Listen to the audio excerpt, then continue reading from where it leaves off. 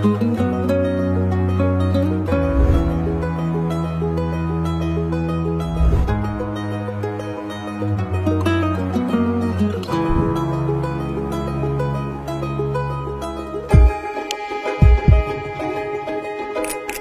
ne sait pas beaucoup de son histoire, surtout de son histoire avant l'arrivée des Espagnols.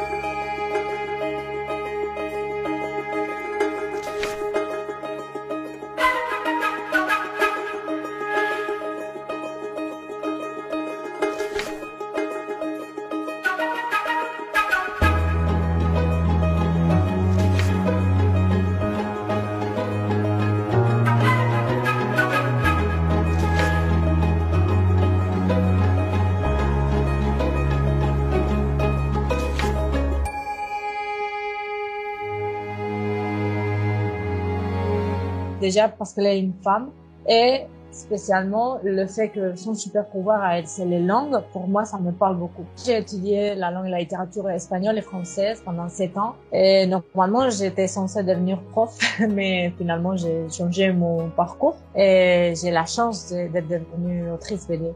Et donc, pour moi, ça reste important, les langues, la langue, de comprendre la grammaire d'une langue et comment la langue se relie avec la culture et avec la façon de penser d'un peuple.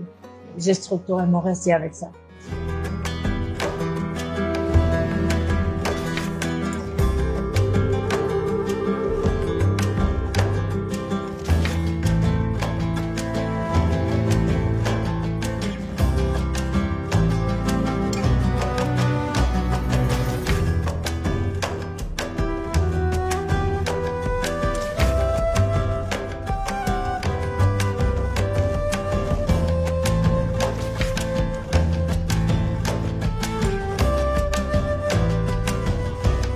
Même avec tout ce que j'ai lu, même avec tout ce que j'ai regardé sur le personnage, je ne me sens pas avec le droit de donner un avis sur ça. Le Mexique est un pays qui a eu besoin de se construire une identité très rapidement pendant le 19e siècle, lors de leur indépendance. Et donc, ils sont retournés à leurs racines indigènes. Et pour parler de ça, bien sûr, il fallait faire Hernán Cortés et les Espagnols devenir les méchants de l'histoire. Et donc, sur ça, l'ennemi numéro 1 était elle, était la Malinche, qui avait trahi les siens et tout ça. Mais après, sa figure a été un peu récupérée par les universitaires et les historiens à partir des années 60 du XXe siècle à peu près.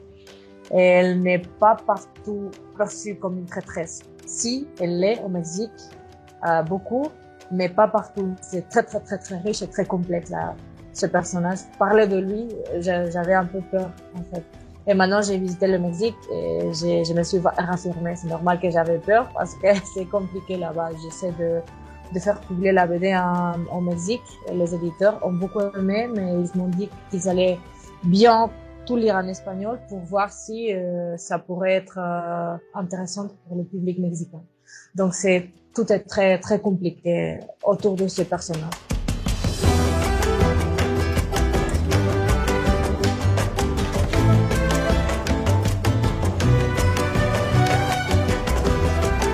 Très souvent, on veut bien parler dans la presse du côté féministe de mon récit. Et c'est vrai que ce n'était pas quelque chose que j'avais fait exprès. Bien sûr, je m'étais sentie très identifiée avec ce personnage parce que c'était une femme dans une société et un monde très masculin. Je ne dirais pas qu'elle était féministe, bien sûr, parce que c'était le XVIe siècle et déjà, cela n'existait pas. Elle a juste cherché une façon de s'affranchir d'une situation mauvaise grâce à son intelligence et à sa connaissance des langues. Je suis une femme du XXIe siècle et donc, bien sûr, je parle d'une perspective de femme du XXIe siècle. Donc, bien sûr, il y a sûrement une pensée féministe derrière, même si ce n'était pas exactement ce que je voulais faire. Voilà.